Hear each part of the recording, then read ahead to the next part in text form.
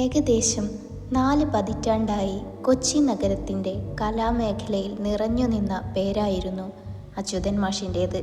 പ്രശസ്തനായ ശില്പി, വിരൽത്തുമ്പിൽ കല്ലുകൾക്ക് ജീവൻ നൽകുന്ന കലാകാരൻ. എന്നാൽ അദ്ദേഹത്തിൻ്റെ ജീവിതം അദ്ദേഹം കൊത്തിയുണ്ടാക്കിയ നിശബ്ദമായ ശില്പങ്ങൾ പോലെ ദുരൂഹമായിരുന്നു. എറണാകുളത്തെ ആളൊഴിഞ്ഞ ഒരു സ്റ്റുഡിയോയുടെ മട്ടുപ്പാവിൽ വെച്ചാണ് അദ്ദേഹത്തെ കണ്ടെത്തിയത്.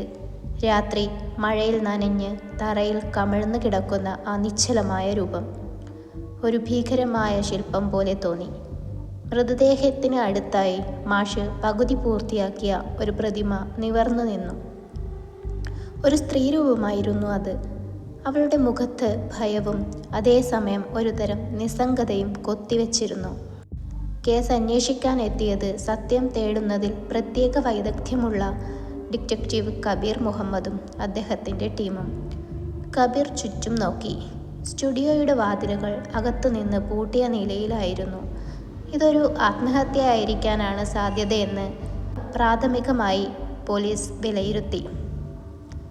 എന്നാൽ കബീറിന് സംശയം തോന്നി. അച്യുതൻ മാഷിൻ്റെ കൈത്തണ്ടയിൽ മൂർച്ചയില്ലാത്ത എന്തോ വസ്തു കൊണ്ട് മാന്തിയെടുത്തതുപോലെ ഒരു അടയാളം കണ്ടു. ഒരു ചെറിയ ചതുരം, അതിനുള്ളിൽ തീരെ ചെറുതായി ഒരൊറ്റ അക്ഷരം വി.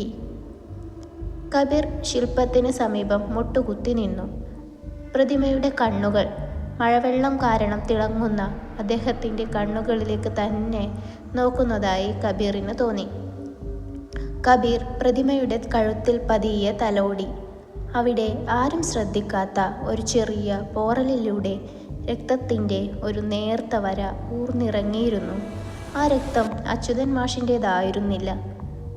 കൊലയാളിയെ കാണാനില്ല. പുറത്തുനിന്നുള്ള പ്രവേശനം അസാധ്യമാണ്. പക്ഷേ ഒരു രഹസ്യ അടയാളം, അജ്ഞാതൻ്റെ രക്തം പുരണ്ട ഒരു ശില്പം. ഇതൊരു കൊലപാതകമാണെങ്കിൽ കൊലയാളി എങ്ങനെ അകത്ത് കടന്നു? എങ്ങനെ പുറത്തു പോയി? അകത്തുനിന്ന് പൂട്ടിയ ഒരു മുറിയിൽ ആരാണ് അച്യുതൻ മാഷിനെ കൊന്നത്? വി എന്ന അക്ഷരം, ആ അക്ഷരം എന്തിനെ സൂചിപ്പിക്കുന്നു? അച്യുതൻ മാഷിൻ്റെ മരണം പോലീസ് കേസ് ഫയലിൽ ആത്മഹത്യയായി തള്ളിക്കളയാൻ ശ്രമിച്ചെങ്കിലും ഡിറ്റക്റ്റീവ് കബീർ മുഹമ്മദ് വഴങ്ങിയില്ല. ശില്പത്തിലെ അജ്ഞാത രക്തവും കൈത്തണ്ടയിലെ വി എന്ന അക്ഷരവും ഒരു കൊലപാതകത്തിൻ്റെ വ്യക്തമായ സൂചനകളായിരുന്നു. കബീർ സ്റ്റുഡിയോയിൽ വീണ്ടും വിശദമായ പരിശോധന നടത്തി. വാതിലുകൾ അകത്തുനിന്ന് പൂട്ടിയിരുന്നെങ്കിലും പഴയകാല കെട്ടിടങ്ങളുടെ തനത് ശൈലിയിൽ നിർമ്മിച്ച ആ സ്റ്റുഡിയോയുടെ ഭിത്തികൾക്ക് ചില പ്രത്യേകതകളുണ്ടായിരുന്നു. മരം കൊണ്ടുള്ള വലിയ അലമാരകൾ സ്ഥാപിച്ചിരുന്ന ഒരു ഭിത്തിയിൽ കബീർ ചില മങ്ങലുകൾ ശ്രദ്ധിച്ചു. അലമാരകൾ മാറ്റിയപ്പോൾ ആ ഭിത്തിയിൽ ഒരു ചെറിയ പഴയകാല രഹസ്യ അറ കണ്ടെത്താനായി. അറയ്ക്കുള്ളിൽ പൊടി പിടിച്ച ഒരു തുണിക്കഷണം, ഉപയോഗിച്ച് തീരാറായ മെഴുകുതിരി, പിന്നെ തുരുമ്പിച്ച ഒരു താക്കോൽ. താക്കോൽ മാഷിൻ്റെ വീടിനോ സ്റ്റുഡിയോയുടെ പ്രധാന വാതിലിനോ ഉള്ളതായിരുന്നില്ല. അതൊരു പ്രത്യേകതരം ലോക്കിനുള്ള താക്കോലായിരുന്നു. വി എന്ന ചുരുളഴിയുന്നു. അച്യുതൻ മാഷിൻ്റെ ജീവിതത്തെക്കുറിച്ച് പോലീസ് അന്വേഷണം തുടങ്ങി.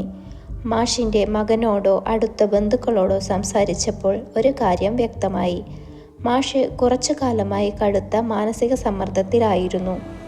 ആരോ ഒരാൾ അദ്ദേഹത്തെ ഭീഷണിപ്പെടുത്തുന്നുണ്ടായിരുന്നു. അന്വേഷണത്തിൽ മാഷ് മുൻപ് ജോലി ചെയ്തിരുന്ന ഒരു പഴയ ശില്പശാലയെക്കുറിച്ച് കബീർ അറിഞ്ഞു. ആ ശില്പശാലയിൽ വെച്ച് 20 വർഷം മുൻപ് ഒരു ചെറുപ്പക്കാരൻ മാഷിൻ്റെ നിർദ്ദേശപ്രകാരം ഒരു ശില്പം കൊത്തുമ്പോൾ അപകടത്തിൽ മരിച്ചിരുന്നു. ആ ചെറുപ്പക്കാരൻ്റെ പേര് വിവേക്. അതെ, കൈത്തണ്ടയിൽ കണ്ട വി. വിവേകിൻ്റെ കുടുംബം മാഷിൻ്റെ സമ്പത്തും സ്വാധീനവും കാരണം നീതി ലഭിക്കാതെ പോയവരാണ്. കബീർ വിവേകിൻ്റെ കുടുംബത്തെക്കുറിച്ച് അന്വേഷിച്ചു. വിവേകിൻ്റെ സഹോദരി വിദ്യ ഇപ്പോൾ കൊച്ചിയിലെ ഒരു പഴയ ലൈബ്രറിയിൽ ജോലി ചെയ്യുന്നു. വർഷങ്ങളായി നീതിക്കായി ഒറ്റയ്ക്ക് പോരാടുന്ന വിദ്യ ഒരു പ്രതികാരത്തിനാണോ മാഷിനെ കൊന്നത്? പ്രതിമയിലെ കണ്ണുകൾ. വിദ്യയുടെ പങ്ക് സ്ഥിരീകരിക്കാൻ കഴിയുന്നതിനു മുൻപ് പോലീസിന് അജ്ഞാതമായി ഒരു കൊറിയർ ലഭിച്ചു. അതിനുള്ളിൽ മാഷിൻ്റെ സ്റ്റുഡിയോയിലെ അതേ ശില്പം കൊത്തിയ ഒരു കൊച്ചു കളിമൺ പ്രതിമ. ആ കൊച്ചു പ്രതിമയുടെ പുറകിൽ കൊലയാളി കടുപ്പമുള്ള വാക്കുകളിൽ എഴുതിയിരുന്നു: അയാളുടെ ഭ്രാന്തൻ മോഹങ്ങൾക്കായി ഒരാളെ കൊന്നു, ഞാൻ നീതിക്കായി ഒരാളെ കൊന്നു. ഈ കുറിപ്പ് കബീറിനെ വീണ്ടും ആശയക്കുഴപ്പത്തിലാക്കി. അയാളുടെ ഭ്രാന്തൻ മോഹങ്ങൾക്കായി ഒരാളെ കൊന്നു എന്നതിലെ ഒരാൾ വിവേക് ആണെങ്കിൽ മാഷ് ശില്പശാലയിൽ വെച്ച് വിവേകിനെ കൊന്നതാണോ? മാഷ് കൊത്തിയ പകുതി പൂർത്തിയാക്കിയ ആ സ്ത്രീ രൂപത്തിലുള്ള ശില്പത്തിലേക്ക് കബീറിൻ്റെ ശ്രദ്ധ വീണ്ടും തിരിഞ്ഞു. അയാൾ മെല്ലെ ആ ശില്പത്തിൻ്റെ അടിത്തട്ടിൽ കളിമണ്ണിൻ്റെ നേർത്ത പാളി നീക്കി. അതിനുള്ളിൽ തുണിയിൽ പൊതിഞ്ഞ ഒരു ചെറിയ വസ്തു, ഒരു പഴയ കാല ക്യാമറയുടെ ഫിലിം റോൾ. ശില്പം വെറുമൊരു പ്രതിമയായിരുന്നില്ല, മാഷിൻ്റെ രഹസ്യങ്ങളുടെ താക്കോലായിരുന്നു. ഈ ഫിലിം റോളിൽ അച്യുതൻ മാഷിൻ്റെ ഏത് രഹസ്യമാണ് ഒളിഞ്ഞിരിക്കുന്നത്? വിവേകിൻ്റെ സഹോദരി വിദ്യയാണോ പ്രതി? അതോ മാഷിൻ്റെ പ്രതികാരദാഹിയായ മറ്റൊരു ശത്രു നഗരത്തിൽ ഒളിച്ചിരിപ്പുണ്ടോ? ശില്പത്തിനുള്ളിൽ നിന്ന് കിട്ടിയ ഫിലിം റോൾ ഉടൻ തന്നെ ഫോറൻസിക് ലാബിൽ പരിശോധനയ്ക്കയച്ചു. ഫിലിം വികസിപ്പിച്ചെടുത്തപ്പോൾ കബീറിൻ്റെ ടീം കണ്ട ചിത്രങ്ങൾ ഞെട്ടിക്കുന്നതായിരുന്നു. ചിത്രങ്ങൾ പഴയതായിരുന്നു, ഏകദേശം 20 വർഷം മുമ്പുള്ളവ. അതിൽ ചില കോണുകളിൽ നിന്നുള്ള ദൃശ്യങ്ങൾ. ഒരു യുവാവ്, അതായത് വിവേക്, അപകടത്തിൽ മരിച്ചു കിടക്കുന്ന ശില്പശാലയുടെ ചിത്രം. അത് വെറുമൊരു അപകടം പോലെ തോന്നുന്നില്ല, മറിച്ച് ഒരു കൃത്യമായ കൊലപാതകം പോലെയാണ് ഫോട്ടോകളിലെ ഭാവങ്ങൾ സൂചിപ്പിച്ചത്. അച്യുതൻ മാഷ് വിവേകിൻ്റെ മൃതദേഹത്തിനടുത്ത് നിൽക്കുന്നു. മാഷിൻ്റെ മുഖത്ത് ഭയമോ ദുഃഖമോ ഇല്ല, പകരം ഒരുതരം ദുഷ്ടതയുടെ ചിരി. ഏറ്റവും പ്രധാനമായി ഒരു സ്ത്രീ.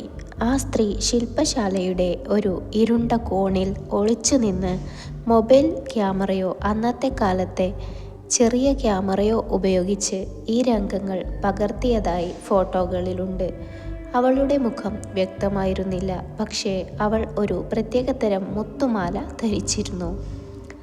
ഈ ചിത്രങ്ങൾ വ്യക്തമാക്കുന്നത് അച്യുതൻ മാഷ് വിവേകിനെ കൊന്നതാണ്. എന്നാൽ മാഷിൻ്റെ ഈ പ്രവൃത്തിയുടെ നിശബ്ദ സാക്ഷി, ചിത്രങ്ങൾ പകർത്തിയ ആ അജ്ഞാത സ്ത്രീ ആരായിരുന്നു? വിദ്യയുടെ കുറിപ്പ്. വിവേകിൻ്റെ സഹോദരി വിദ്യ മാഷിൻ്റെ മരണത്തിന് പ്രതികാരം ചെയ്തതാകാം എന്ന നിഗമനത്തിൽ കബീർ വിദ്യയുടെ ലൈബ്രറിയിലെത്തി. വിദ്യ ലീവിലായിരുന്നു. എന്നാൽ വിദ്യ ഇരുന്ന മേശയുടെ അടിയിൽ നിന്ന് കബീറിന് മടക്കി വെച്ച ഒരു പേപ്പർ കഷണം കിട്ടി. അതൊരു പഴയ കവിതയുടെ ഭാഗമായിരുന്നു. വിദ്യയുടെ കൈയക്ഷരത്തിൽ: നിഴലുകൾ മാത്രം കണ്ടു ഞാൻ, സത്യം വെളിച്ചം കാണാതെ പോയി, എൻ്റെ കണ്ണീരല്ല പ്രതികാരം, കലാകാരൻ്റെ കൈകളിലെ മണ്ണാണ് സത്യം പറയേണ്ടത്. ഇതൊരു കുറ്റസമ്മതമായി തോന്നിയെങ്കിലും കലാകാരൻ്റെ കൈകളിലെ മണ്ണ് എന്ന പ്രയോഗം കബീറിനെ ആശയക്കുഴപ്പത്തിലാക്കി. വിദ്യ ഒരു ശില്പിയോ കലാകാരിയോ അല്ല. പിന്നെ ആ കുറിപ്പ് എന്തിനെ സൂചിപ്പിക്കുന്നു? രഹസ്യ താക്കോലും വാടക സ്റ്റുഡിയോയും. മാഷിൻ്റെ സ്റ്റുഡിയോയിൽ നിന്ന് കിട്ടിയ തുരുമ്പിച്ച താക്കോലിൻ്റെ ചിത്രം കബീർ വിദഗ്ധർക്ക് അയച്ചു കൊടുത്തു. അത് കൊച്ചിയിലെ ഒരു പഴയ ആർട്സ് കോംപ്ലക്സിലെ പഴയ സ്റ്റുഡിയോയുടെ താക്കോലാണെന്ന് തിരിച്ചറിഞ്ഞു. മാഷിന് അവിടെ മറ്റൊരു രഹസ്യ സ്റ്റുഡിയോ ഉണ്ടായിരുന്നു. കബീർ ഉടൻ തന്നെ ആർട്സ് കോംപ്ലക്സിലെത്തി. താക്കോൽ ഉപയോഗിച്ച് സ്റ്റുഡിയോ തുറന്നപ്പോൾ അവിടം പൊടി പിടിച്ച് ഉപയോഗിക്കാതെ കിടക്കുകയായിരുന്നു. അകത്ത് ചുമരിൽ ഒരു വലിയ തുണി വിരിച്ച് മറച്ചിരുന്നു. കബീർ ആ തുണി മാറ്റിയപ്പോൾ കണ്ട കാഴ്ച ഒരു നിമിഷം അദ്ദേഹത്തെ സ്തംഭിപ്പിച്ചു. ചുമരിൽ അച്യുതൻ മാഷ് തന്നെ വരച്ച ഒരു വലിയ എണ്ണച്ചായചിത്രം. ചിത്രത്തിൽ ഫിലിം റോളിൽ കണ്ട അതേ സ്ത്രീ, അതേ മുത്തുമാല. അവളുടെ മുഖത്ത് ഭയമോ ദേഷ്യമോ അല്ല, മറിച്ച് ഒരുതരം ദുരൂഹതയും ഗർവവും നിഴലിക്കുന്നു. ചിത്രത്തിൻ്റെ താഴെ മാഷ് ഒപ്പിട്ടതിന് ശേഷം മറ്റൊരു കൈയക്ഷരം കൊണ്ട് ഒരു വാക്ക് കുറിച്ചിരുന്നു: വന്ദന. ആരാണ് വന്ദന? ഫിലിം റോളിൽ മാഷിൻ്റെ കൊലപാതകം കണ്ടറിഞ്ഞ ഈ സ്ത്രീ അച്യുതൻ മാഷിൻ്റെ കൊലപാതകത്തിന് പിന്നിലെ പ്രധാന കണ്ണിയാണോ? മാഷിൻ്റെ കൈത്തണ്ടയിലെ വി എന്ന അക്ഷരം വിവേകിൻ്റെ മാത്രമല്ല വന്ദനയുടെയും പേരിനെയാണോ സൂചിപ്പിക്കുന്നത്? വന്ദന എന്ന പേര് കബീറിന് പുതിയൊരു വഴിത്തിരിവായി. അച്യുതൻ മാഷിൻ്റെ രഹസ്യ സ്റ്റുഡിയോയിൽ തൂക്കിയിട്ടിരുന്ന ആ പെയിൻറ്റിങ്ങിലെ സ്ത്രീ 20 വർഷം മുൻപ് വിവേക് കൊല്ലപ്പെട്ടപ്പോൾ അവിടെയുണ്ടായിരുന്ന നിശബ്ദ സാക്ഷിയാണ്.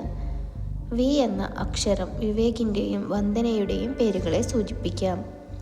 വന്ദനയെ കണ്ടെത്താൻ കബീർ പഴയ പോലീസ് രേഖകൾ പരിശോധിച്ചു. 20 വർഷം മുൻപ് വിവേകിൻ്റെ കൊലപാതകവുമായി ബന്ധപ്പെട്ട് ഒരു സ്ത്രീയെ ചോദ്യം ചെയ്തിരുന്നു. അവർ അച്യുതൻ മാഷിൻ്റെ സ്റ്റുഡിയോയിലെ ക്ലർക്കായിരുന്ന വന്ദന മേനോൻ. അവർക്ക് അപകടത്തെക്കുറിച്ച് യാതൊരു വിവരവും അറിയില്ലായിരുന്നു എന്ന് മൊഴി നൽകി കേസിൽ നിന്ന് ഒഴിവാക്കപ്പെട്ടു. പക്ഷേ ഫിലിം റോൾ തെളിയിക്കുന്നത് മറ്റൊന്നാണ്.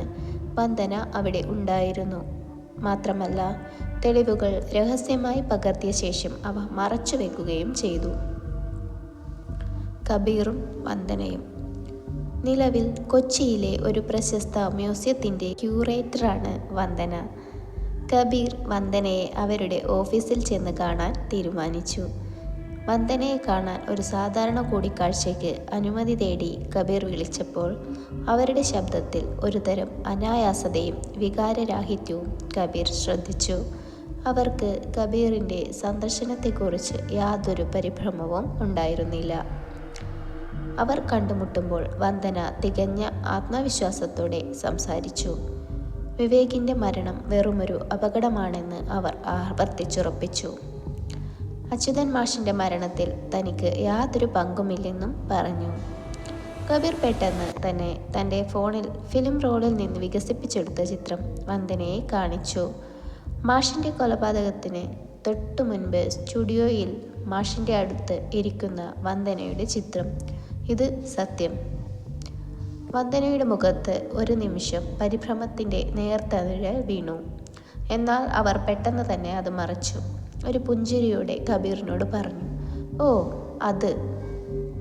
അത് മാഷ് മരിക്കുന്നതിൻ്റെ തലേ ദിവസം ഞാൻ സ്റ്റുഡിയോയിൽ പോയിരുന്നു. അദ്ദേഹത്തിൻ്റെ പുതിയ ശില്പത്തെക്കുറിച്ച് ചർച്ച ചെയ്യാൻ. ആ പടം ഞാൻ മാഷിൻ്റെ ക്യാമറയിൽ എടുത്തതാണ്. എന്താണ് അതിലിത്ര പ്രത്യേകത?" വന്ദനയുടെ വാക്കുകൾ ശ്രദ്ധിച്ച കബീർ ഒരു ചോദ്യം ചോദിച്ചു. "മിസ് വന്ദന, നിങ്ങൾ മ്യൂസിയത്തിൽ ഇത്രയും കാലം പ്രവർത്തിച്ചിട്ടും വിവേകിൻ്റെ മരണം ഒരു കൊലപാതകമായി ചിത്രീകരിക്കുന്ന ഈ ഫിലിം റോൾ എന്തുകൊണ്ട് നിങ്ങൾ 20 വർഷം മുൻപ് പുറത്തുവിട്ടില്ല?" വന്ദനയുടെ മുഖത്തെ ചിരി മാഞ്ഞു. രഹസ്യങ്ങളുടെ നിലവറ. വന്ദനയെ ചോദ്യം ചെയ്യലിനായി കൊണ്ടുപോകുന്നതിന് മുൻപ് കബീർ ഒരു കാര്യം ശ്രദ്ധിച്ചു. വന്ദനയുടെ കഴുത്തിൽ ഫിലിം റോളിലെ ചിത്രത്തിലും മാഷിൻ്റെ പെയിൻറ്റിങ്ങിലും കണ്ട അതേ മുത്തുമാല. വിദ്യയുടെ കവിതാശകലത്തിലെ കലാകാരൻ്റെ കൈകളിലെ മണ്ണാണ് സത്യം പറയേണ്ടത് എന്ന വരി കബീറിൻ്റെ മനസ്സിൽ വീണ്ടും മുഴങ്ങി. കബീർ വന്ദനയുടെ മ്യൂസിയം ഓഫീസിലേക്ക് പരിശോധന വ്യാപിപ്പിച്ചു. അവിടെ ക്യൂറേറ്റർ സൂക്ഷിക്കുന്ന നിലവറയിൽ അച്യുതൻ മാഷിൻ്റെ കലാസൃഷ്ടികളെക്കുറിച്ചുള്ള ഫയലുകൾക്കിടയിൽ കബീർ ഒരു പഴയ ഡയറി കണ്ടെത്തി. ഡയറിയിൽ അച്യുതൻ മാഷിൻ്റെ കൈയക്ഷരത്തിൽ വിവേകിനെ കൊലപ്പെടുത്തിയതിനെക്കുറിച്ചുള്ള കുറ്റസമ്മതവും വന്ദന എങ്ങനെയാണ് ആ സത്യം മുതലെടുത്ത് തന്നെ ഭീഷണിപ്പെടുത്തി പണം വാങ്ങി എന്നും എഴുതിയിരിക്കുന്നു. വന്ദനയെക്കുറിച്ചുള്ള മാഷിൻ്റെ ഭയം ആ ഡയറിയിൽ നിറഞ്ഞു നിന്നു. എന്നാൽ ഡയറിയുടെ അവസാന താളിൽ ഒരു വരി കബീറിനെ ഞെട്ടിച്ചു. വന്ദനയും വിവേകും ഒരു രഹസ്യബന്ധം ഉണ്ടായിരുന്നു. വന്ദനയും വിവേകും തമ്മിലുള്ള രഹസ്യബന്ധം എന്താണ്? മാഷിൻ്റെ കൊലപാതകത്തിൽ വന്ദന നേരിട്ട് പങ്കാളിയാണോ? അതോ മാഷിനെ കൊലപ്പെടുത്തിയ മറ്റൊരാളെ രക്ഷിക്കാൻ വേണ്ടി വന്ദന തെളിവുകൾ മറയ്ക്കുകയാണോ? അച്യുതൻ മാഷിൻ്റെ ഡയറി വന്ദനയുടെയും വിവേകിൻ്റെയും ബന്ധത്തെക്കുറിച്ചുള്ള കൂടുതൽ വിവരങ്ങൾ പുറത്തുവിട്ടു. വന്ദന മാഷിൻ്റെ സ്റ്റുഡിയോയിലെ ക്ലർക്കായിരുന്നെങ്കിലും വിവേകുമായി പ്രണയത്തിലായിരുന്നു. വിവേകിൻ്റെ മരണത്തിൽ മാഷ് കുറ്റക്കാരനാണെന്ന് വന്ദനയ്ക്ക് അറിയാമായിരുന്നു. എന്നാൽ ആ സത്യം പുറത്തു പറയാതിരിക്കാൻ മാഷ് വന്ദനയ്ക്ക് വലിയൊരു തുക കൈക്കൂലി നൽകിയിരുന്നു. മാത്രമല്ല, വന്ദനയുടെ ഭാവി സുരക്ഷിതമാക്കാൻ അവരെ മ്യൂസിയം ക്യൂറേറ്റർ സ്ഥാനത്തേക്ക് എത്തിക്കാനും മാഷ് സഹായിച്ചു.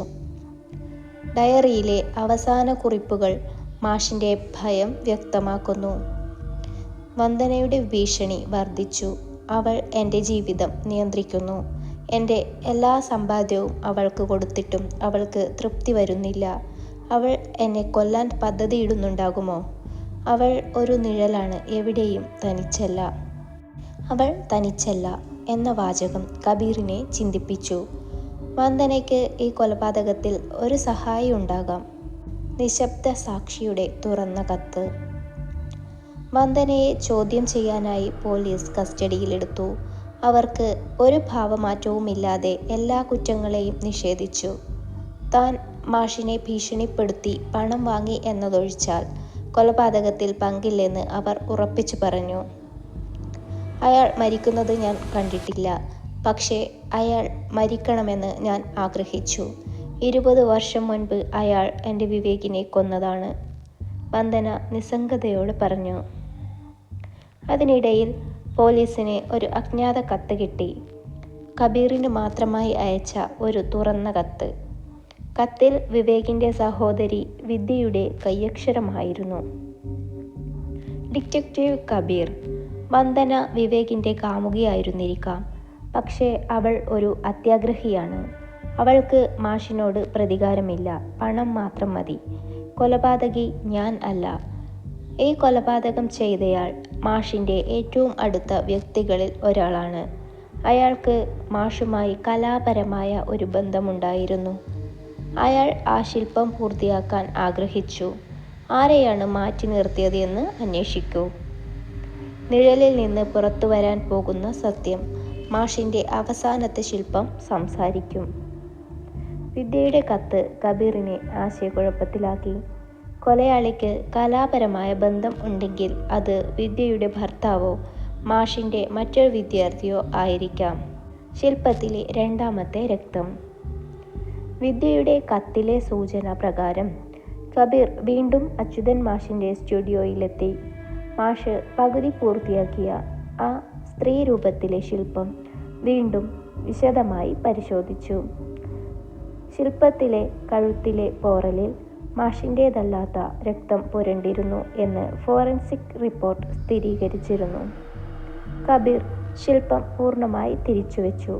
ശില്പം സ്ഥാപിച്ചിരുന്ന അടിത്തട്ടിൽ മണ്ണും കല്ലുമായി ചേർന്ന ഒരു തരം മിശ്രിതം കണ്ടു. അത് മാഷിൻ്റെ സ്റ്റുഡിയോയിലെ മണ്ണായിരുന്നില്ല. അടിത്തട്ടിൽ കൂടുതൽ പരിശോധന നടത്തിയ കബീറിന് ഒരു കാര്യം മനസ്സിലായി. ശില്പം യഥാർത്ഥത്തിൽ മാഷ് ഉണ്ടാക്കിയതല്ല. മാഷ് കളിമണ്ണിൽ ഒരു രൂപരേഖ കൊടുത്ത ശേഷം മറ്റൊരാൾ അതിനെ പൂർത്തിയാക്കാൻ ശ്രമിച്ചിരിക്കുന്നു. ആ ശ്രമത്തിനിടെയാകാം ശില്പത്തിൽ അയാളുടെ രക്തം പുരണ്ടത്. കബീർ ആ മൺമിശ്രിതത്തിൻ്റെ ഒരു സാമ്പിൾ എടുത്തു. അത് പരിശോധിച്ച് മാഷുമായി അടുത്ത ബന്ധമുള്ള ആ കലാകാരനെ കണ്ടെത്തണം.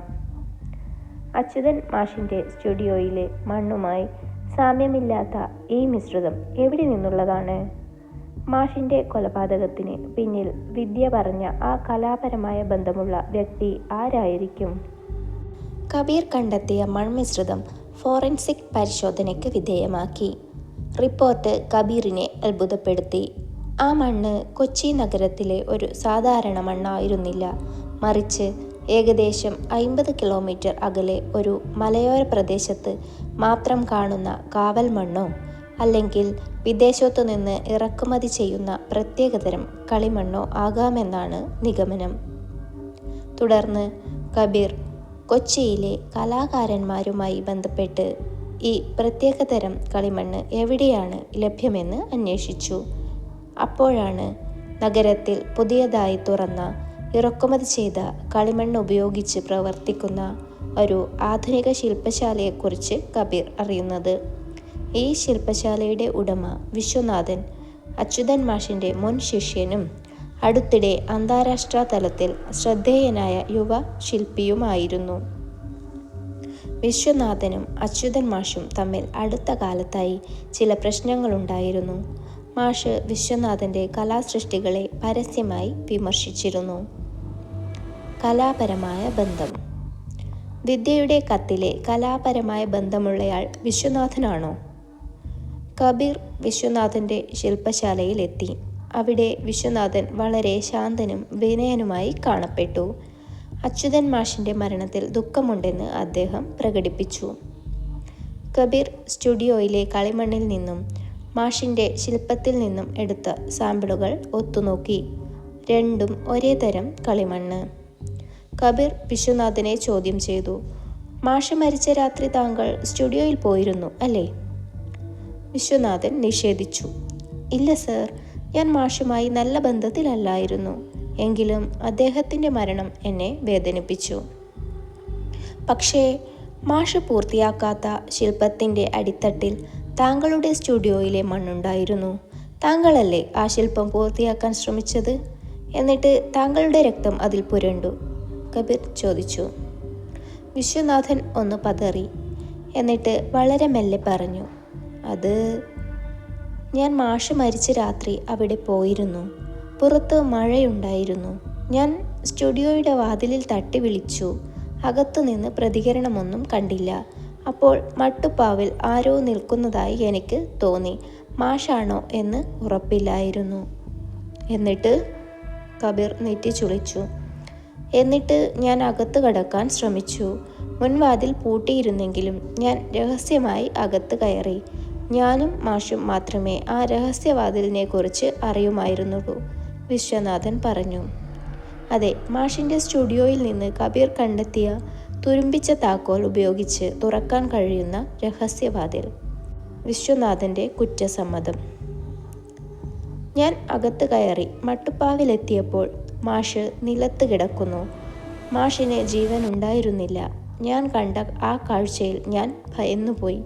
ഞാൻ മാഷിനെ കൊന്നില്ല എന്ന് തെളിയിക്കാൻ എനിക്ക് മറ്റ് വഴികളില്ലായിരുന്നു. ഞാൻ മാഷിൻ്റെ ശില്പം കണ്ടപ്പോൾ എനിക്കെൻ്റെ ഭയം നിയന്ത്രിക്കാനായില്ല. ലോകത്തിലെ ഏറ്റവും വലിയ ശില്പി, അപൂർണമായ ഒരു സൃഷ്ടി ബാക്കി വെച്ച് പോകരുത് എന്ന് എനിക്ക് തോന്നി.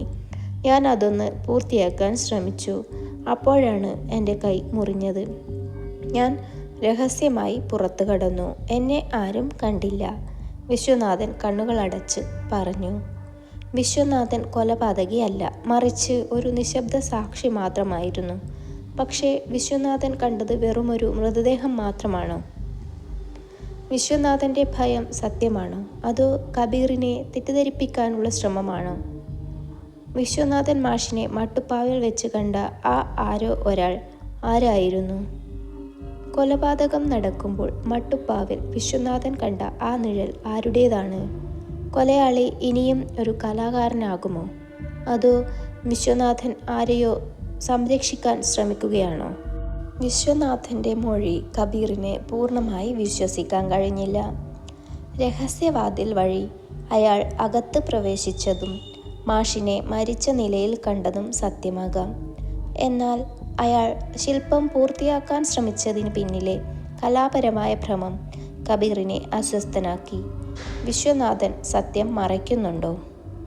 കബീർ വീണ്ടും വിശ്വനാഥനോട് ചോദിച്ചു. മാഷ് മരിച്ചു കിടക്കുമ്പോൾ താങ്കൾ മട്ടുപ്പാവിൽ മറ്റാരെയെങ്കിലും കണ്ടിരുന്നോ? ഒരു നിഴൽ, ഒരു ശബ്ദം? വിശ്വനാഥൻ കുറച്ചു നേരം ആലോചിച്ചു. എന്നിട്ട് മടിച്ച് പറഞ്ഞു, ഒരു പക്ഷേ മാഷ് മരിച്ചു കിടന്നതിൻ്റെ അടുത്തായി ഒരു ചെറിയ കസേരയുണ്ടായിരുന്നു. ആ കസേരയ്ക്ക് പിന്നിലായി മുകളിൽ സ്ഥാപിച്ചിരുന്ന എയർ കൂളറിനടുത്ത് ഞാൻ ഒരു ചെറിയ തടിപ്പെട്ടി കണ്ടിരുന്നു. ഞാൻ അപ്പോൾ ആരെയും ശ്രദ്ധിച്ചില്ല. പക്ഷേ ആ തടിപ്പെട്ടി അവിടെ ഉണ്ടാകേണ്ടതല്ല. കസേരയും തടിപ്പെട്ടിയും. വിശ്വനാഥൻ്റെ മൊഴിയുടെ അടിസ്ഥാനത്തിൽ പോലീസ് വീണ്ടും മാഷിൻ്റെ മട്ടുപ്പാവ് സ്റ്റുഡിയോയിൽ തിരച്ചിൽ നടത്തി. വിശ്വനാഥൻ സൂചിപ്പിച്ച കസേരയ്ക്ക് പിന്നിലായി തുണി കൊണ്ട് മറച്ച നിലയിൽ അതേ തടിപ്പെട്ടി കണ്ടെത്തി. പെട്ടിക്ക് അധികം പഴക്കമില്ലായിരുന്നു. തുറന്നു നോക്കിയപ്പോൾ അതിനുള്ളിൽ പുതിയ കളിമണ്ണിൽ ഉണ്ടാക്കിയ 12ഓളം ചെറിയ പ്രതിമകൾ. എല്ലാ പ്രതിമകളും ഒരേ ആൺകുട്ടിയുടെ മുഖരൂപമുള്ളവയായിരുന്നു. ആൺകുട്ടിയുടെ കണ്ണുകളിൽ ഭയവും നിസ്സഹായതയും നിറഞ്ഞിരുന്നു. ഈ പ്രതിമകൾ മാഷ് ഉണ്ടാക്കിയവയല്ല. ഒരു പക്ഷേ ഈ നിഴൽ നാടകം കളിക്കുന്ന മൂന്നാമത്തെ വ്യക്തിയാകാം ഈ പ്രതിമകൾ ഉണ്ടാക്കിയത്. ആരാണ് ഈ ആൺകുട്ടി? എന്തിനാണ് ഈ കൊലപാതകി ഈ പ്രതിമകൾ മാഷിൻ്റെ അടുത്ത് ഉപേക്ഷിച്ചത്? പ്രതിമകൾ സൂക്ഷ്മമായി പരിശോധിച്ചപ്പോൾ അവയിൽ ഒരൊറ്റ പ്രതിമയുടെ കഴുത്തിൽ മാത്രം വി എന്ന അക്ഷരം കൊത്തിവെച്ചിരുന്നു. ഈ ആൺകുട്ടി വിവേകാകുമോ? വിവേകിന് അച്യുതൻ മാഷുമായുള്ള ബന്ധം എന്തായിരുന്നു? വിവേകിൻ്റെ മകനോ? പോലീസ് വിവേകിൻ്റെ ജീവിതരേഖകൾ വീണ്ടും പരിശോധിച്ചു. വിവേക് വിവാഹിതനായിരുന്നില്ല. എന്നാൽ മാഷിൻ്റെ ഡയറിയിൽ വന്ദനയും വിവേകും തമ്മിൽ ഒരു രഹസ്യബന്ധം ഉണ്ടായിരുന്നതായി പറയുന്നുണ്ട്. കബീർ വന്ദനയെ വീണ്ടും ചോദ്യം ചെയ്തു. മിസ് വന്ദന, നിങ്ങൾക്കും വിവേകിനും ഒരു മകനുണ്ടായിരുന്നോ? വിവേകിൻ്റെ മരണശേഷം നിങ്ങൾ രഹസ്യമായി പ്രസവിച്ച ഒരു കുട്ടി? വന്ദനയുടെ ഭാവം മാറി. ദീർഘനേരത്തെ മൗനത്തിന് ശേഷം അവരുടെ കണ്ണുകൾ നിറഞ്ഞു. അതെ, എനിക്കും വിവേകിനും ഒരു മകനുണ്ടായിരുന്നു. വിവേക് മരിക്കുന്നതിന് ഒരാഴ്ച മുൻപ് ജനിച്ച കുട്ടി. ഞാൻ അവനെ ഒളിച്ചാണ് വളർത്തിയത്. അവനെക്കുറിച്ചാണ് മാഷ് എന്നെ ഭീഷണിപ്പെടുത്തിയത്. മാഷ് അവനെ ഉപയോഗിച്ച് എന്നെ നിയന്ത്രിച്ചു. മാഷ് എന്തിനാണ് ഈ രഹസ്യം ഉപയോഗിച്ചത്? മ്യൂസിയം ക്യൂറേറ്റർ സ്ഥാനം നൽകിയത് മകനെ ആർക്കും അറിയാതിരിക്കാൻ വേണ്ടിയായിരുന്നോ? ആരാണ് ആ മകൻ? അവൻ എവിടെ?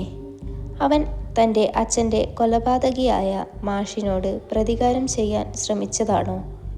മാഷിൻ്റെ കൈത്തണ്ടയിലെ വി എന്ന അടയാളവും ശില്പങ്ങളിലെ വി എന്ന അടയാളവും വിവേകിൻ്റെ പ്രതികാരമായിരിക്കാം. വന്ദനയുടെ മകൻ ആരാണ്? ഈ പ്രതിമാശില്പങ്ങൾ ഉണ്ടാക്കിയത് അവനാണോ? എങ്കിൽ മാഷ് മരിച്ച രാത്രിയിൽ മട്ടുപ്പാവിൽ നിന്ന് വിശ്വനാഥൻ കണ്ട നിഴൽ അവനായിരിക്കുമോ? വന്ദനയുടെ മകൻ ജീവിച്ചിരിപ്പുണ്ട് എന്ന വിവരം കബീറിന് ഞെട്ടലുണ്ടാക്കി. വർഷങ്ങളോളം അച്യുതൻ മാഷ് മകനെക്കുറിച്ച് ഭീഷണിപ്പെടുത്തി വന്ദനയെ നിയന്ത്രിച്ചിരുന്നു. മാഷിൻ്റെ ഭീഷണികളെ ഭയന്ന് വന്ദന മകനെ മറ്റൊരു നഗരത്തിലേക്ക് മാറ്റി നിർത്തി. എന്നാൽ അവർ നിരന്തരം മകനെ ശ്രദ്ധിച്ചിരുന്നു. വന്ദന മകൻ്റെ പേര് വെളിപ്പെടുത്തി. വിക്രം. വിക്രമിന് ഇപ്പോൾ 20 വയസ്സിനടുത്താണ് പ്രായം. ഞെട്ടിക്കുന്ന ഒരു സത്യം കൂടി വന്ദന വെളിപ്പെടുത്തി. വിക്രമിന് ശില്പകലയോട് ഭയങ്കര അഭിനിവേശമായിരുന്നു. അവൻ സ്വയം പഠിച്ച് ശില്പങ്ങൾ ഉണ്ടാക്കാൻ തുടങ്ങി. മാഷെപ്പോലെ ഒരു ദുഷ്ടനായ ശില്പി ആകരുതെന്ന് ഞാൻ ആഗ്രഹിച്ചു. ആ തടിപ്പെട്ടിയിൽ കണ്ട 12 പ്രതിമകൾ വിക്രം ഉണ്ടാക്കിയതാണെങ്കിൽ പ്രതികാരം ചെയ്തത് വിക്രമാകാനുള്ള സാധ്യത വളരെ കൂടുതലാണ്. വിക്രം എവിടെയാണ്?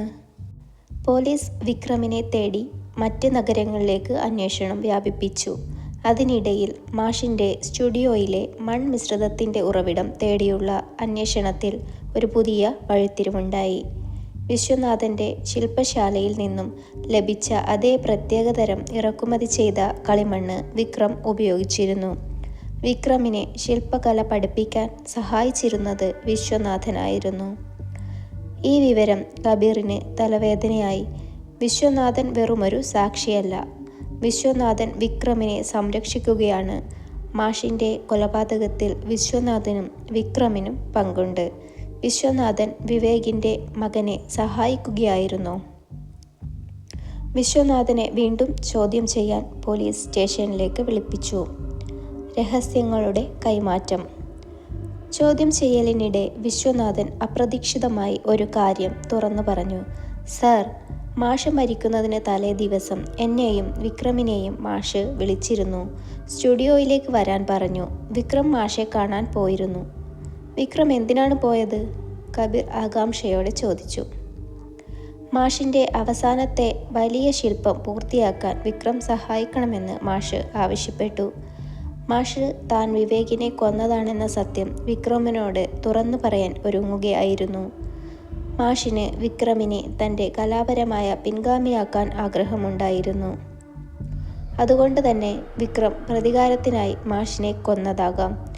വിശ്വനാഥൻ വിക്രമിനെ രക്ഷിക്കാൻ വേണ്ടിയാണ് താൻ മാത്രമാണ് സ്റ്റുഡിയോയിൽ പോയതെന്ന് പറഞ്ഞത്. അപ്പോൾ മാഷ് മരിച്ച രാത്രി വിക്രമായിരുന്നു അവിടെ ഉണ്ടായിരുന്ന നിഴൽ. താങ്കൾ വിക്രമിനെ രക്ഷിക്കാൻ രഹസ്യവാതിൽ വഴി പോവുകയായിരുന്നു അല്ലേ? കബീർ വിശ്വനാഥനെ ചോദ്യം ചെയ്തു. വിശ്വനാഥൻ മറുപടി പറഞ്ഞില്ല. അവൻ്റെ നിശബ്ദത ഒരു കുറ്റസമ്മതം പോലെയായിരുന്നു. വിശ്വനാഥൻ വിക്രമിനെ സംരക്ഷിക്കാൻ ശ്രമിച്ചു. വിക്രം തൻ്റെ അച്ഛനെ കൊന്ന മാഷിനോട് പ്രതികാരം ചെയ്തു. എന്നാൽ കൊലപാതക രീതിയിൽ ഒരു പൊരുത്തക്കേട് കബീറിന് തോന്നി. കഴുത്തിൽ തുണി മുറുക്കിയ കൊലപാതകം അതൊരു ശില്പിയുടെ രീതിയല്ല. വിക്രം യഥാർത്ഥത്തിൽ കൊലയാളിയാണോ? വിശ്വനാഥനെ ലോക്കപ്പിലേക്ക് മാറ്റുന്നതിന് തൊട്ടു മുൻപ് ഒരു പോലീസ് ഉദ്യോഗസ്ഥൻ വിശ്വനാഥൻ്റെ പോക്കറ്റിൽ നിന്ന് മടക്കി വെച്ച ഒരു പേപ്പർ കഷ്ണം എടുത്തു. അതിലെഴുതിയിരിക്കുന്നു AMKMLV. വിശ്വനാഥൻ്റെ പോക്കറ്റിൽ നിന്ന് കിട്ടിയ AMKMLV എന്ന കോഡിന് അർത്ഥമെന്താണ്? അച്യുതൻ മാഷിൻ്റെ AM, കൊലപാതകത്തിൽ കബീർ മുഹമ്മദിൻ്റെ KM പങ്ക് എന്തെങ്കിലുമുണ്ടോ? വിക്രമിനെ രക്ഷിക്കാൻ വിശ്വനാഥൻ മനഃപൂർവ്വം ഈ കോഡ് നൽകിയതാണോ? വിശ്വനാഥൻ്റെ പോക്കറ്റിൽ നിന്ന് കിട്ടിയ കോഡ് AMKMLV കബീർ മുഹമ്മദിൻ്റെ ശ്രദ്ധയിൽ പതിഞ്ഞപ്പോൾ കബീറിൻ്റെ സ്വന്തം പേര് അതിൽ കണ്ടത് ഞെട്ടലുണ്ടാക്കി. പോലീസ് ടീം കോഡ് ഡീകോഡ് ചെയ്യാൻ ശ്രമിച്ചു. AM അച്യുതൻ മാഷ്, KM കബീർ മുഹമ്മദ്, LV ലൂപ്പിഡ് വീഡിയോ അല്ലെങ്കിൽ ലൂപ്പിഡ് വിറ്റ്നസ്. കോഡ് പൂർണ്ണമായി. AM കബീർ മുഹമ്മദ് ഒരു LVയിലൂടെ എന്തോ ചെയ്യുന്നു. കബീർ ഈ കോഡിനെക്കുറിച്ച് വിശ്വനാഥനെ നേരിട്ട് ചോദ്യം ചെയ്തു. വിശ്വനാഥൻ മൗനം പാലിച്ചു. ഇതൊരു ഭീഷണിയാണോ വിശ്വനാഥ? എന്നെ ഇതിലേക്ക് വലിച്ചിഴയ്ക്കാൻ ശ്രമിക്കുകയാണോ? അല്ല സാർ, വിശ്വനാഥൻ മറുപടി പറഞ്ഞു. അച്യുതൻ മാഷ് മരിച്ച രാത്രിയിൽ ഞാൻ മട്ടുപ്പാവിൽ കണ്ടത് ഒരു വീഡിയോ ലൂപ്പ് പോലെയായിരുന്നു. മാഷ് നിലത്ത് കിടക്കുന്നു. എയർ കൂളർ ഓണാണ്. അതിൻ്റെ നിഴൽ മാഷിൻ്റെ ദേഹത്ത് വീഴുന്നു. നിമിഷ നേരത്തേക്ക് മാഷ് സ്വന്തം കൈത്തണ്ടയിൽ എന്തോ വരയ്ക്കുന്നത് പോലെ എനിക്ക് തോന്നി. ഒരുപക്ഷെ അത് നിഴലും വെളിച്ചവും ഉണ്ടാക്കിയ തോന്നലാകാം. ഞാൻ പേടിച്ച് ഓടി. LV ലൂപ്പിഡ് വിഷ്വൽ ആകാനുള്ള സാധ്യത കബീർ കണക്കിലെടുത്തു. എന്നാൽ KM എന്ന അക്ഷരം എന്തിനെ സൂചിപ്പിക്കുന്നു? അന്വേഷണത്തിനൊടുവിൽ വിക്രമിനെ പോലീസ് മറ്റൊരു നഗരത്തിൽ നിന്ന് കണ്ടെത്തി, അറസ്റ്റ് ചെയ്തു. ചോദ്യം ചെയ്യലിൽ വിക്രം വിശ്വനാഥൻ്റെ മൊഴി ശരിവെച്ചു. മാഷ് വിളിച്ചപ്പോൾ വിക്രം സ്റ്റുഡിയോയിൽ പോയിരുന്നു. മാഷിൻ്റെ അവസാനത്തെ ശില്പത്തെക്കുറിച്ച് സംസാരിച്ചു. വിക്രം പുറത്തു പോയതിന് ശേഷമാണ് മാഷ് മരിച്ചത്. വിക്രം തന്നെയാണ് ആ തടിപ്പെട്ടിയിലെ ഭയന്ന മുഖമുള്ള പ്രതിമകൾ ഉണ്ടാക്കിയത്. എൻ്റെ അച്ഛനെ കൊന്നതിന് മാഷിനെ ശിക്ഷിക്കാൻ ഞാൻ ആഗ്രഹിച്ചു. അതുകൊണ്ട് ഞാൻ എൻ്റെ എല്ലാ വേദനയും ആ പ്രതിമകളിൽ ഒളിപ്പിച്ചു. ഞാൻ മട്ടുപ്പാവിലെത്തി. മാഷിൻ്റെ മുറിയുടെ വാതിൽ തുറന്നപ്പോൾ മാഷ് മരിച്ചു കിടക്കുന്നു. ഞാൻ ഭയന്ന് ഓടി. ഞാൻ കൊന്നിട്ടില്ല, വിക്രം വിതുമ്പി. പോലീസ് വിശ്വനാഥനെ വിക്രമിനെതിരെ തെളിവുണ്ടാക്കാൻ സഹായിച്ചു എന്ന കുറ്റത്തിന് കസ്റ്റഡിയിൽ വെച്ചു. വിക്രം കുറ്റസമ്മതം നടത്താത്തതിനാൽ കേസ് കുഴഞ്ഞു.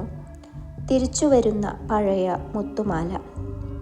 അതിനിടയിൽ ഫോറൻസിക് ഉദ്യോഗസ്ഥൻ മാഷിൻ്റെ സ്റ്റുഡിയോയിലെ ക്ലീനിംഗ് ജോലികൾക്കിടയിൽ കണ്ടെത്തിയ ഒരു പുതിയ തെളിവുമായി കബീറിനെ സമീപിച്ചു.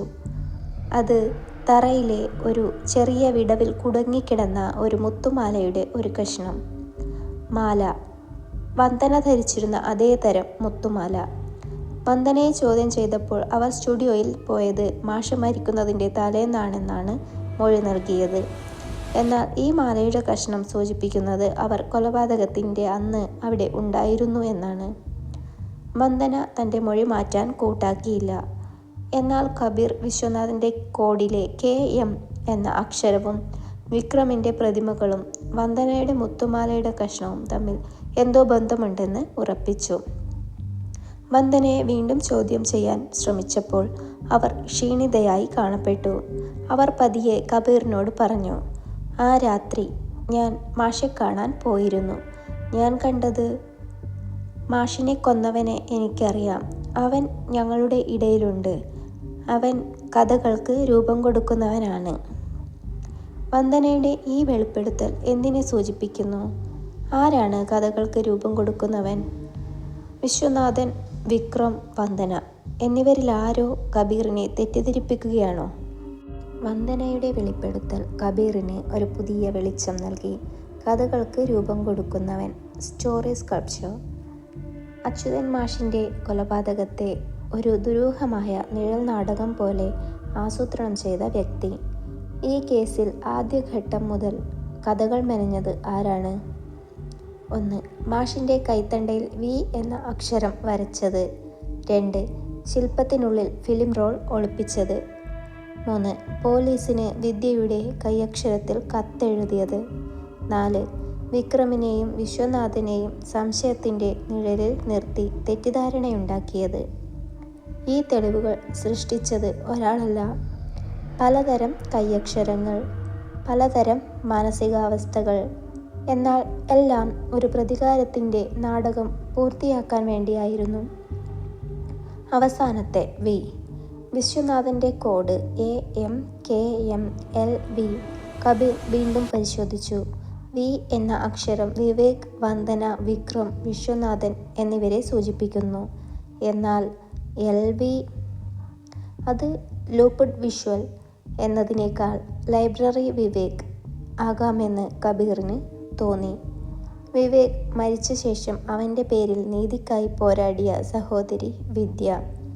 അതെ, വിദ്യയാണ് ഈ കഥകൾക്കെല്ലാം രൂപം കൊടുത്ത മാസ്റ്റർ മൈൻഡ്. അവൾ നിശബ്ദ സാക്ഷിയായിരുന്നില്ല, നിഴലിലെ സംവിധായികയായിരുന്നു. കബീർ വിദ്യയെ ലൈബ്രറിയിൽ വെച്ച് കാണാൻ തീരുമാനിച്ചു. വിദ്യ വളരെ ശാന്തയായി കബീറിനെ എതിരേറ്റു. നിങ്ങളാണ് മാഷിൻ്റെ കൈത്തണ്ടയിൽ വി എന്ന് വരച്ചത്, അല്ലേ വിദ്യ? നിങ്ങൾ തന്നെയാണ് വിശ്വനാഥനെ സ്വാധീനിച്ച് രഹസ്യവാതിൽ വഴി സ്റ്റുഡിയോയിൽ പ്രവേശിച്ചത്. വിശ്വനാഥൻ പേടിച്ചോടിയപ്പോൾ നിങ്ങൾ മാഷിൻ്റെ ശില്പം കൈകാര്യം ചെയ്തു. കൈമുറിഞ്ഞപ്പോൾ വന്ദനയുടെ മുത്തുമാലയുടെ കഷ്ണം അവിടെ ഇട്ട ശേഷം രഹസ്യമായി പുറത്തുപോയി. മാഷ് മരിച്ച രാത്രി സ്റ്റുഡിയോയിൽ ഉണ്ടായിരുന്നത് നിങ്ങളാണ്. കബീർ ആഞ്ഞടിച്ചു. വിദ്യയുടെ മുഖം മാറി. അവർ പതിയെ ചിരിച്ചു.